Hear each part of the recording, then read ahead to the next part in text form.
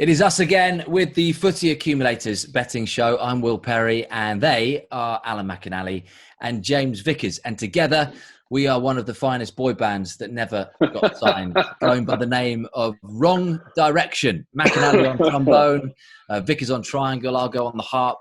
That sounds just as ridiculous as Wigan 8, Hull 0. Excuse me, you were doing that for Sky. What on earth happened there? And I was trying to look what odds you would have got on that. I mean, it would have been about 200 to 1, wouldn't it? Yeah, it would have been. I would imagine. Yeah, but around. Listen, would you have taken the bet? No, not really. To be honest, it was absolutely astonishing. Considering it was also weird, obviously with no fans there, etc., but just with the pictures and stuff. And when the game started, I was watching the warm ups. Because you can normally tell, you can't normally tell, but I'm just thinking, who looks at it? And I thought, Wigan looked plenty up for this, because I think it's come from Cookie. And Hull, it's not that I didn't think Hull were bang at it, but I just thought the warm-ups, I thought Wigan's was more intense. I always look at stuff like that, because I was in the position. And they scored after a minute and a half, and I was like, well, that's a great start for Wigan. They need the points, obviously with administration going over them, etc., etc. Then 2, then 3 at half an hour, and I was thinking, Hull look all over the place. Then 4, then 5, and I was looking at Grant McCann. He was sitting down. I was thinking, what would I do? Where would you go here? 6, 7. Then I'm thinking, ref, just blow the whistle, please. Please blow the whistle, because this is a complete and utter annihilation. If they played for another 10 minutes, Wigan would have got another 2 goals before half time. They were absolutely abysmal, Hull. It was 7 at half time, wasn't it? 7-0 at half time. Ridiculous. Yeah, it's just amazing.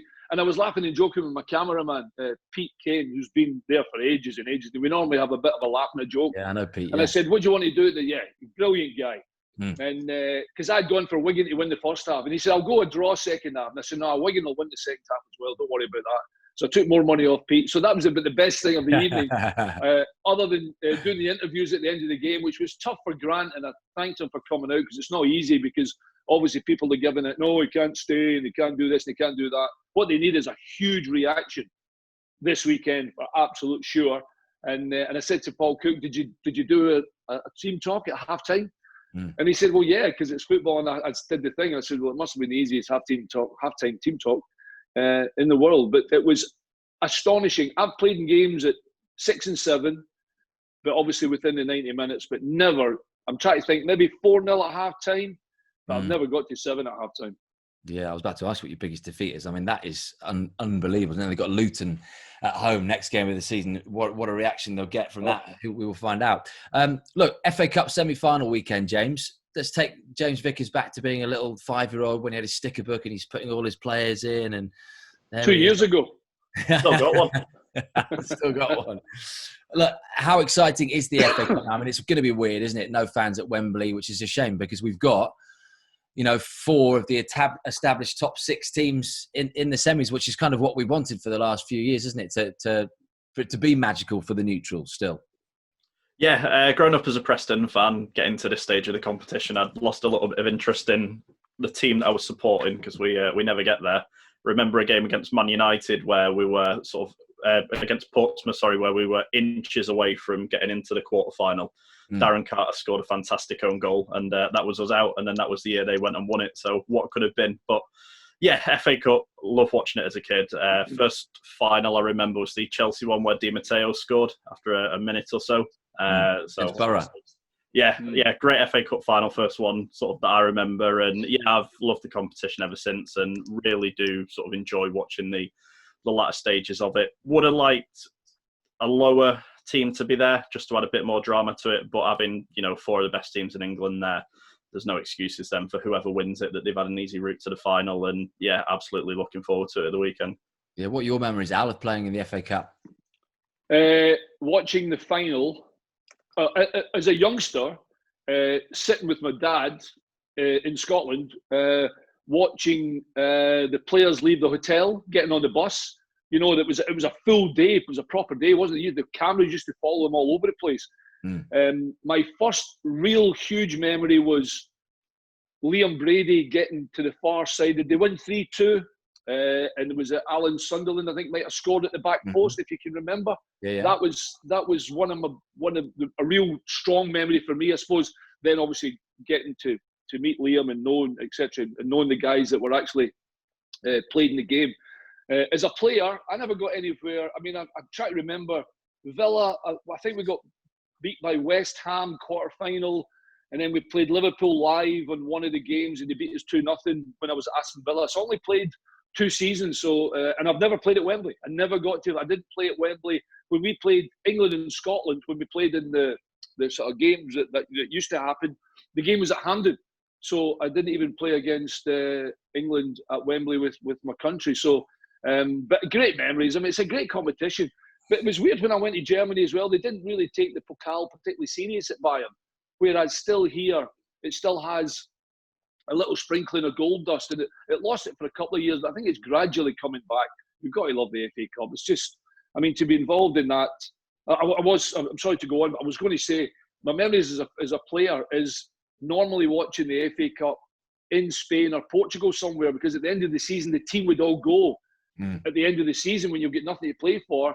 And normally, of course, there's the week break, and it's the following Saturday that the game would be on. I was normally watching it in a bar somewhere with the sun on my back. Very nice. Do you think it's still relevant then, James? FA Cup, do you think the players care about it?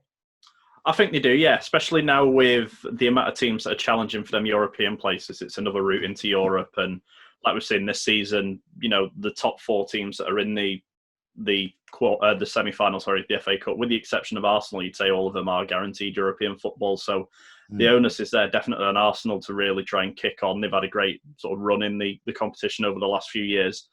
So yeah, definitely, I still think it has that place in English football. It's a good route, a good money maker for the lower clubs as well.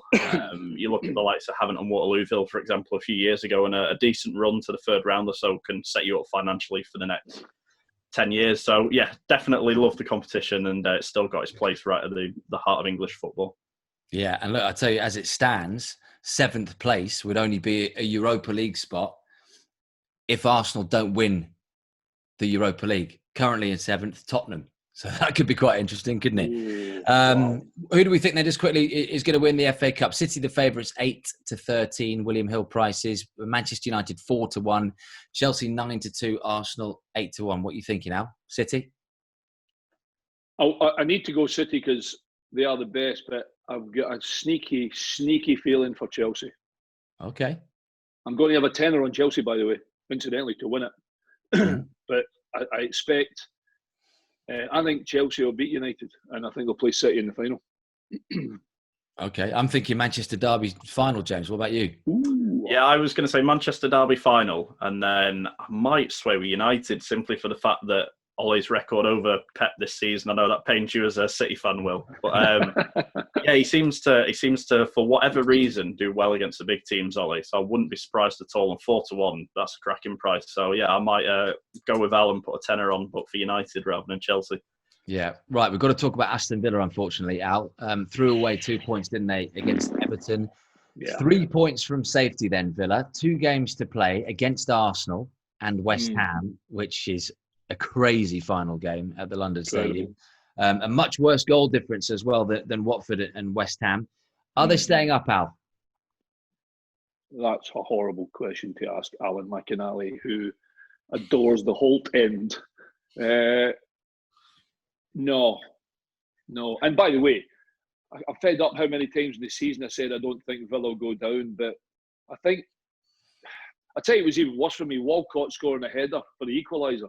I mean, I'm like, seriously, guys. You said, Will, just a moment there that their goal difference is worse, and that's been a massive problem for Aston Villa this season. Not so much scoring goals, although naturally that's the hardest thing to do in football, isn't it? But the fact that everybody's telling me Tyrone Mings is like the greatest thing since sliced bread and we're going to be fine and all that, and I'm looking for a leader to organise the back 4, the back 5, and I'm thinking sometimes, seriously, somebody must see danger coming here. Then they'll concede again, and that's been a big problem. And you can't blame Tyrone on his own. That would be completely unfair. But defensively, I don't think we've been good enough, and that just bears down on exactly how you introduced the thing, Will. You know, their goal difference is worse. But the 2 games, I mean, my fingers are crossed, but to stop waffling on. I'm going to say no, unfortunately. And of all the money that they've spent some of it well, but some of it, I don't think the players are even good enough to play at Aston Villa, to be honest.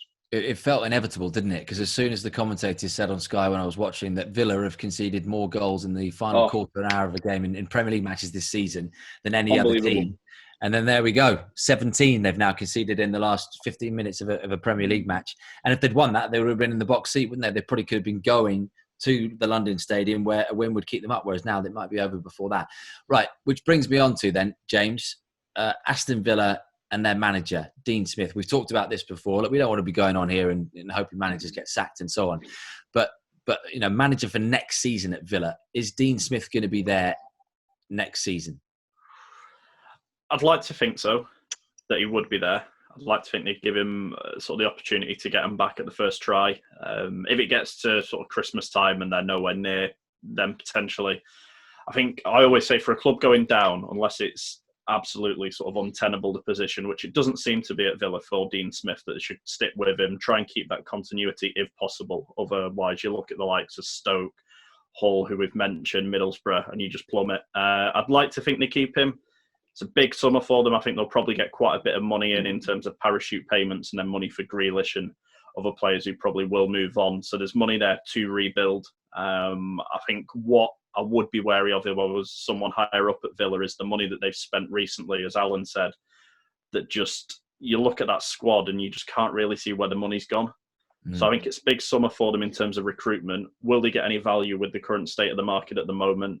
Not too sure. But I think if anyone is there that can take him up first time again, I think it would be Dean Smith. So I'd like to see them keep with him. Al, even if they stay up, Villa, would you keep him? We gave you that job the other week, didn't we, as the technical director, which you said you always wanted at Villa Park? Well, it's not the one I always wanted. I always wanted to go back to Aston Villa and be involved in the club that were so fantastic to me and was part of my ladder in my football career. And I've still got a genuine affection for Aston Villa and always will have. I'd love to have gone back and tried. But I'd like to know a couple of things. Who bought those players? Yeah. And Dean didn't buy them all? Because I'm thinking whoever's doing that part ain't doing it right. And I'm not going to go individual players that I don't think should be playing at Aston Villa and the money was wasted. The boy Ezra Konsa is different class. Mm-hmm. He will be a top centre-half. You've heard me say this before. I really like him. I loved him. Where was he? Brentford?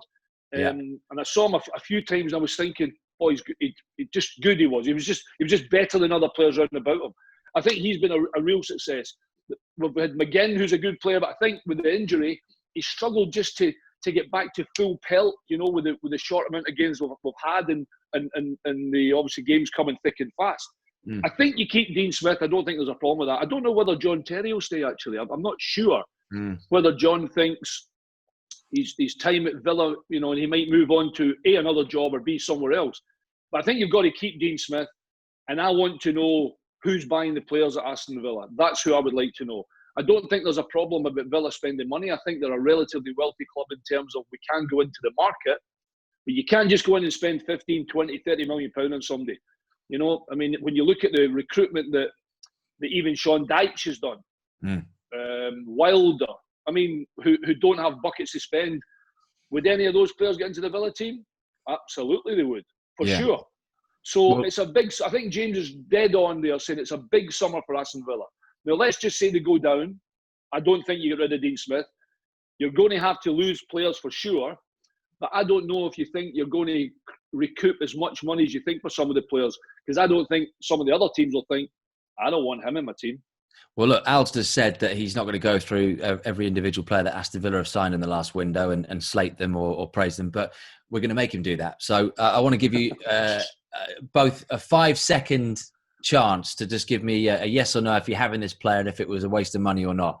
We're going to go through them. So, James, we're going to start with you. Look, Alan's not going to be welcome back at Villa Park after this, is he? Oh, yeah, well. Okay. Success or not? Tyrone Mings, James, £26.5 million. Not for 26.5 million. If they'd have spent half of that, I'd say, yeah, decent-ish business, but not for that amount of money. Yeah. Okay, we'll kick you off with a nice, easy one here. Al Konsa from Brentford, 12 million. Unbelievable. Brilliant. Is he going to do this, everyone? We'll see. Matt Targett, James, £15 million from Southampton. good player. Not worth 15 million. I think they paid a premium there because he's a British player. I'd keep him, but definitely not worth that kind of money. Yeah, Hotter from Birmingham across the city, £4 million out. Yeah, good. Hasn't had many opportunities, but yeah, I think it's funny. I'm fine with him. Yeah, I think I know the answer to this next one, James. Wesley, £22 million. No. Decent player, but I don't think after his long injury layoff, he'll be sort of the same to get going. So for 22 million, no. Look, we're starting to get the theme here out. There's a lot of money spent. £146 million Aston Villa spent, right? Which is right up there in terms of spending in that last window. Well, certainly over the summer, not January. Trezeguet, 8.5. Yes, for 8.5, yes. But he needs to be better. I mean, 2 goals in a big game the other day there against Palace was fantastic. But I need to see more. I always think he plays with the reins on rather than the reins off. But yeah, for 8.5 mil, I don't have a problem with that. Yeah. I'll answer the next one. Tom Heaton, £8 million. I think that's the best buy that they actually came up with. I know he's been injured. And had he not been injured, I don't think Aston Villa would be in the position that they're in. I genuinely don't. I actually think he's England's best goalkeeper, even ahead of Nick Pope. And if he's fit, he starts for England. I know he's 34, but I think he's exceptional and is what they've been missing. And look, we'll rattle through the last two. Louise from Manchester City, never played a game for them, didn't had the work permit, got that sorted for Villa. 15 million quid, James. He's been all right. I wouldn't say 15 million, but he's been solid. I think he'll probably do better in the Championship if they were to go down. Yeah, and the last one, Mr. Marvellous Nakamba, who hasn't been completely marvellous, at £11 million, Alan. Not for me. No, not for me, Clive. Not for me. Look, Sean Dyche is a name we all just mentioned there. He's the favourite, Alan, to get the job. 5-1 favourite. If you're Sean Dyche and Villa come knocking in the summer and go, look, they're in the Championship, we want you to rebuild us and whatever, is that a good fit for Sean Dyche? Would you leave Burnley for that? I would have said no 5 months ago, but there was a bit of grumbling about him falling out with the powers that be at Burnley about spending money, etc. Listen, Burnley, what he's done at Burnley has been absolutely astonishing. And by the way, there's 2 managers of the season this year. Yeah. And I know Klopp and Pep and all the guys, blah, blah. Wilder and Dyche has spent £3, by the way. He's not spent any money. He really hasn't. And to be fair, neither's Chris at Sheffield United. They're your manager of the year. If Sean Dyche wants to leave Burnley, then he should get a fighter pilot to take him immediately to Villa Park if they're not going to keep Dean Smith, because Aston Villa is potentially so much bigger than where he is at the moment. The only thing is he runs a roost apparently at Burnley, and he'll need to be given free rein if the seat becomes available at Aston Villa. I wouldn't have a problem with Sean Dyche being the manager of Aston Villa, to be honest. But I don't think they should get rid of Dean, because I think he should be given at least another opportunity. You're talking about what jobs are available, and you know what football's like. We could be doing this in November, etc., and the job becomes available because Villa haven't started well in the Championship or started well again if they do survive in the Premier Division. The bottom line is, I think Dean has done a decent job. I don't think he's bought all the players, and I don't think you can point the finger at him for that. But if Sean Dyche was available, there'll be a lot of Aston Villa fans, I would think, would say, yeah, we'll take Sean Dyche for the simple reason he's done a phenomenal job at Burnley. Yeah, just finally on Dyche, James, he's been at Burnley a long, long time. He's got them into Europa League positions in finishing 7th. And, every season that he starts and they have a bad start, everyone's tipping Burnley to go down. And then suddenly next minute they're finishing in May or whenever we are this year, in 10th position in the Premier League. He would have had a long time to think about the next club for him and whether that's the perfect fit or not. He's been linked with Everton in the past. He's been linked with Arsenal. He needs, as Alan says, to have the perfect fit, because he's not just going to go to a club where it doesn't work for him and then suddenly, his position is under threat. Yeah, definitely. I think that's the key for Sean Dyche. He strikes me as a manager who needs to sort of be that focal point. I don't think, as well as he's done, I don't think, say, a team like Arsenal, he'd be given that opportunity. And then, as you mentioned, Will, it could sort of go the way of, a few months in, if the results in football aren't what the fans and higher-ups would like, could potentially be on the line for losing his job. And I think for a manager who's done so well at Burnley, he needs that kind of backing from a club. So a team like Arsenal, for example, just to use them as an example, I don't think would suit him at all. A team like Villa, though, who seem to sort of stick with their managers more so than like an Arsenal or someone like that, I think would be a better fit. But as Alan mentioned, he definitely needs to be that focal point and have sign off on the majority of decisions. He wants to go somewhere, doesn't he? For 10 years, that's what he wants. He wants to, the longevity of his next job. Absolutely. But that brings us on to Bournemouth, because we talk about longevity. Eddie Howe has been at Bournemouth, right? I looked at this on and off, because obviously he was at Burnley for a bit. He's been there as a player or a manager since 1994. He had 250 appearances, over 250 appearances for Bournemouth as a player. 7 years there as a manager. And look, they're in trouble. I don't think we're massively surprised that Bournemouth are where they are at this stage of the season, even though they've had a great stint in the Prem in those 5 years. But again, 3 points from safety. Southampton and Everton to play a huge one on the south coast, because that is a big local derby, isn't it, against Southampton? There's not too many miles between the two towns. Will Eddie Howe, James, be at Bournemouth next season, whether they stay up or go down? If they stay up, yes. If they go down, no. I think it looks sort of Bournemouth. I really like Eddie Howe. Really like the way Bournemouth have played football in recent seasons. But I think this season, it just looks, for whatever reason, it's become a little bit sort of stale there. Like he's been there a bit too long. Everyone would probably benefit from sort of a fresh start. Would he be there? Would he be there? I just... But James, yeah. Sorry to interrupt, buddy. Where does he go? For how well he's done in the Premier League, I wouldn't be surprised if he went to another Premier League team. Who that is, I couldn't tell you. I think he would do well at someone in about mid-table. So say, obviously, Ancelotti's not going to leave, but say in Everton or a team of that sort of mould, I think he'd do really well at. Do you think his stock's that high now, guys? Because he reminds me of a sort of an acca where you've got 7 teams and you're being offered a cash out price, and he's sticking and he's sticking and he's sticking, and then suddenly you're in a position now where you look like you're about to go down, and you're being offered, well, it just says cash out not available. Is he a manager that teams in the Premier League would even look at now? Other teams in the Prem? I'd like to think so. I think, regardless of this season, what he's done for the previous 4, you'd sort of take stock of those. But I can see, obviously, your point of why teams wouldn't. I do like him, obviously, to be tipped for like the England manager job, for example, a year or so ago. You don't sort of lose that overnight. I just think at Bournemouth, it's become a little bit too stale and a bit too familiar with him. So I think for both of them, they'd probably need a change. James makes a good case there, but I still go back to, I think he probably will be there, Will. I mean, okay, is he going to Liverpool? No. Is he going to Man City? No. Is he going to Chelsea? No. Is he going to Leicester? No. Is he going to Man United? No. Is he going to Wolves? No. Is he going to Arsenal? No. Is he going to Spurs? No. Is he going to Burnley? No. Is he going to Everton? No. Is he going to Southampton? No. Is he going to Newcastle? Well, maybe. If you get a takeover, you think they'd go for him? I don't think his stock's any lower. And I think if they want a new change, I'm just saying what jobs are available. That's what I was trying to say to James. If he goes, right, so Newcastle maybe, but then again, well, you might be right there saying, well, Newcastle are not going to go for Eddie Howe. They're going to go for somebody from the continent, etc., etc. There you go. I never said that. I left it for you. Is he going to Crystal Palace? Well. Oh, not a bad shout. One more year. Roy, yeah.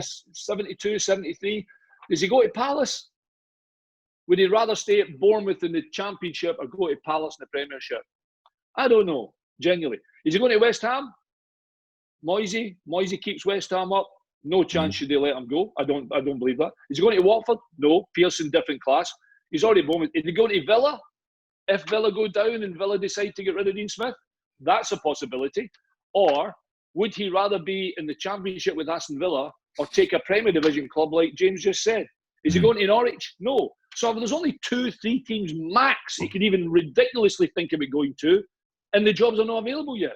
Yeah. And that's why I think if the job's not available to him, would he still be as well staying at Bournemouth in the Championship? And I think he probably would, because he does rule the roost.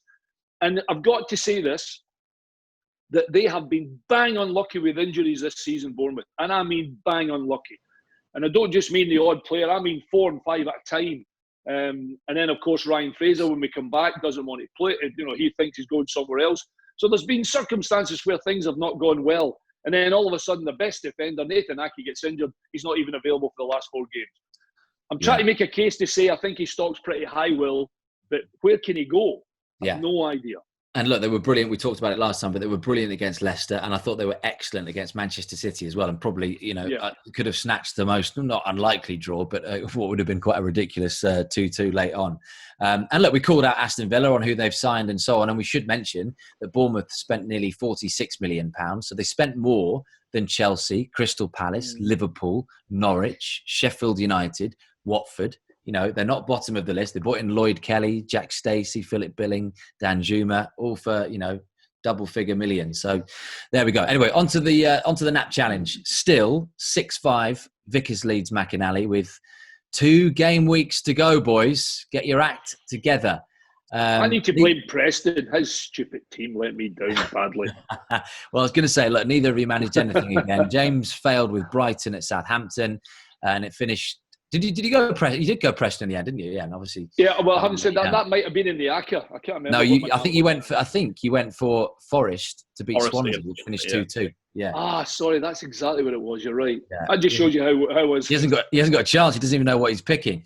Right, this is what you're going for this week. Sunday's fixtures. You can have either Manchester United, Chelsea in the FA Cup semi-final at Wembley, Bournemouth, Southampton in the Prem, Spurs, Leicester in the Prem, or if in the Championship you want to go for Derby against Leeds or Barnsley against Forest. James, you're ahead and you're going first. I'm going to go Forest at Barnsley. I'm going to take Alan's team from last week that let him down, and I'm going to add insult to injury by going 7-5 up by the team that he backed as a loser to put me further ahead. I think Forest, looking at the table, they should be fine for the playoffs. I think they'd like another point now just to be safe. Mathematically, they can still drop out if they lost both games and Millwall win both games or Swansea win both games and there's a bit of a goal swing. So one more point will do it for Forest. I think Barnsley, they had that good win a few weeks ago, rock bottom of the Championship and have tailed off since then. So I think Forest will have too much for them. Forest as well, going into the playoffs, looking at the playoffs at the moment, if it's to stay as it is, they're the team out of form in that playoff pack. So they'd really want to play themselves into a bit of form going into it. So going to go with Forest, pretty confident with it, as I should be with them playing bottom of the league. But yeah, they have let me down once already on the nap challenge. So not 100% confident, but I'm confident enough to back them. Well, look, you said one more point will do it for Forest. One more point will do it for James Vickers, because that would be a 7-5, or one that would take him. It would be an unassailable lead. So basically, Alan, you need James that shout to screw up, and you need to win the next 2 game weeks. What are you going for? I'll go Barnsley then to make sure. I'm going to go. I tried to make a case for Bournemouth, didn't I, about some of the players that they've had and they've lost, but Southampton have just been different class. I mean, the reaction from the absolute hammering from Leicester under Hassan Hüttl has been phenomenal, genuinely. Danny Ings is brilliant. The boy Ward-Prowse, what a player he is, incidentally. He's been fantastic. And Redmond's been so good as well, etc., etc. So bottom line is, I'm going to go Southampton at Bournemouth, because I'm finding it difficult to even, Southampton have just been so good. And pretty reliable in terms of when we're having a bet, who do you think's playing really well and who's struggling a little bit, and Bournemouth are struggling and Southampton are flying, so I'll go Southampton. Okay, there you go. That's the nap for the week, which moves us on to the match in focus. We'll rattle through this one. It's the FA Cup semi-final, which we've already kind of touched on. We're going to go for Arsenal against Manchester City. Of course, United playing Chelsea on the Sunday. City targeting another treble. James, what have we made firstly, though? Because we've talked a lot about City, but Arteta's first 7 months in charge. I think it's been good. I think it's about where I thought they'd be. He wasn't going to come in with the squad that's available to him and just completely change everything at Arsenal. What he's done so far, though, I've been impressed with. He's, to some extent, shored them up at the back without having a real sort of sustained period to being able to bring in his own players. So he's had to work with the majority of what he's already had. They look a lot more solid at the back. Xhaka's playing well again for them. I thought he was on his way out when Arteta came in, and credit to both of them. He's got his head down and worked hard, and he's not been afraid to make big decisions either. You look at Guendouzi was mouthing off in the Brighton game, and he's not been near the squad since. And I think he's realised, Arteta, that he wants a core of players who are going to play for him, who are going to sort of present the club in a positive light. And he's similar to Pep in that extent. He's not afraid to make those big decisions. So been very impressed with him so far. I think the real test will be sort of the next transfer window or two to see what kind of players he brings in. Can he keep Aubameyang? If not, who does he replace him with? I don't think Nketiah, as good as I think he is, I don't think he's the player to get them 20, 25 goals next season that Aubameyang does, guarantee you. So big summer for him, but I think all the signs so far are they are heading in the right way under him. And their form, Alan, after the restart has been, erratic to be kind, and probably more erratic than under Unai Emery and the latter stages of Wenger's tenure there as well. You're not quite sure really which Arsenal's going to turn up in the games under Arteta.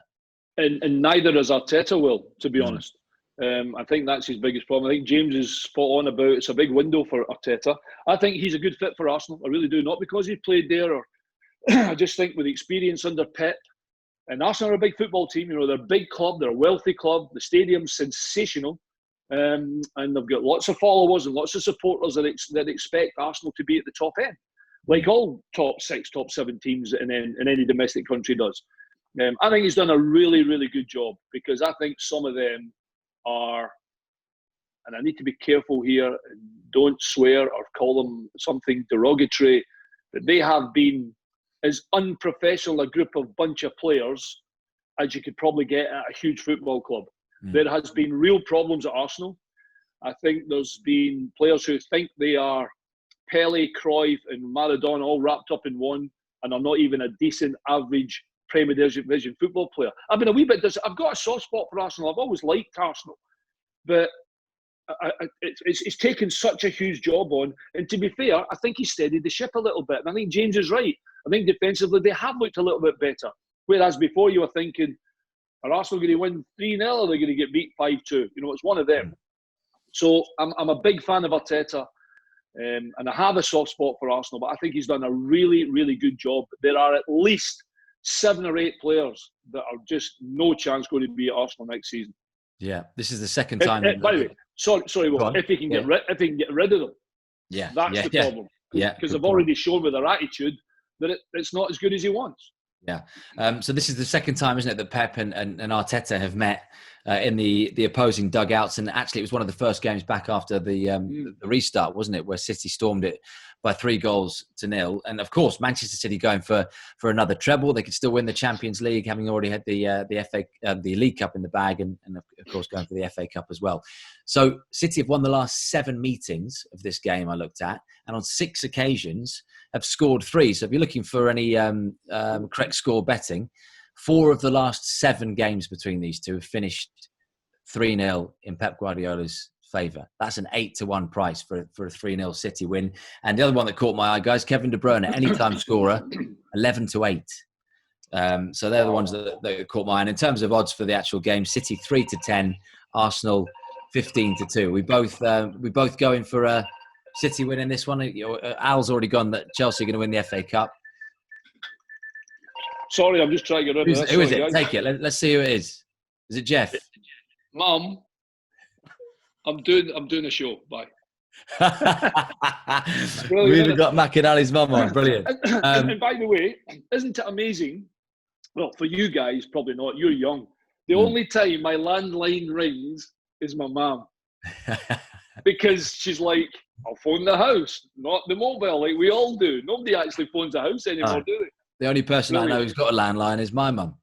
Yeah, well, there you go. Exactly. Right. Okay. Let's move on to our acca to finish off. And look, I say this every week, but I'm absolutely sick of carrying you clowns. City against Bournemouth, I went on Wednesday, and Leeds at home to Barnsley. Both of those came off. I call you a clown, James, this week. I take it back because you went for Manchester United against Crystal Palace. So please forgive me. The only clown that we've got is the Scottish one on the screen. He went for Liverpool to win at Arsenal, and that finished 2-1 Arsenal. Right, this week, are you happy? I'm going to kick off with a slightly left field one, okay? Oh.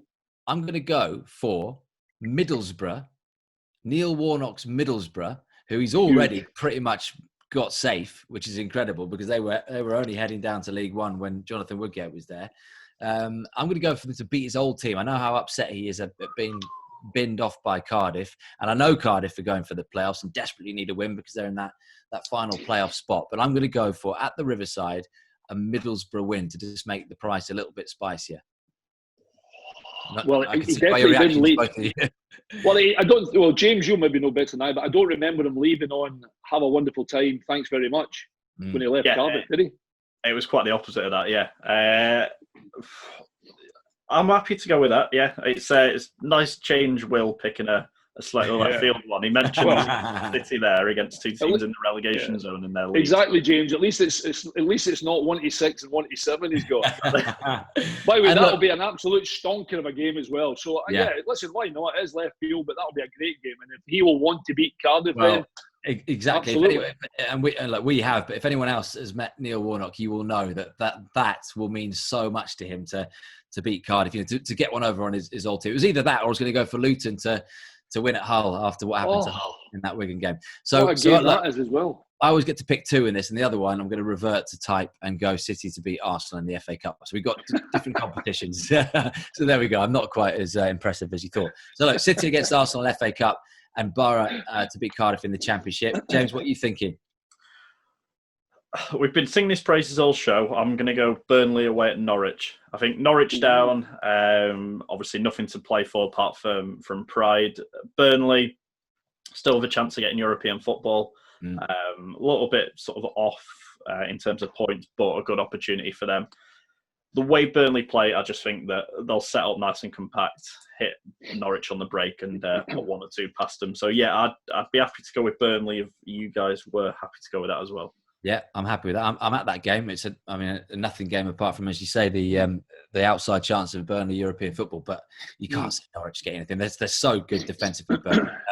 I'm happy with that. Al's happy with that. So Al, which one are you going to blow it with then? Which game are you going to blow it? On Saturday, the nation will be lucky to see Mr. McInally on Sky at Preston, James, and going to your home of Preston. Oh, he's jinxed it.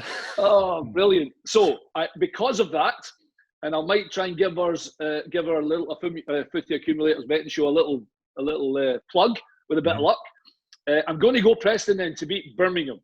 I know that there's, James, tell everybody, they have an outside chance, don't they? But it is a little bit of an outside chance. Yeah, we'd have to win both games, and the three teams above it would have to lose both remaining games. So outside, right. So the bottom line is they ain't going up, which won't make anybody very happy at Preston. But I do think they'll win at the weekend against Birmingham. So for the acca, I'm going to throw in Preston. Even so, it just means James will be watching me, and every time Jeff comes to me on Saturday, he'll be like, "Please say it's a goal for Preston, big man. Please say it's a goal for Preston." And if he gets another 8 goals in Birmingham's favour, that'll be funny. Yeah. Okay, what's that? That's got to be a bit spicier, price-wise, James. Yeah, that comes out at 15-1 on William Hill. Ooh, brilliant. Okay. I don't think anyone's following what we're actually doing across the country. No. They're giving up on week 2 in the Bundesliga when we couldn't pick a winner there. Always good to speak to you too. And remember, if you're looking for additional stats and trends ahead of this weekend's FA Cup as well, Premier League and Championship, go and download the Footy Accumulators Betting Hub app and check out the Smart acca function. Remember, you've got to be 18 plus to bet. Please gamble responsibly. Have a great week. See you next time.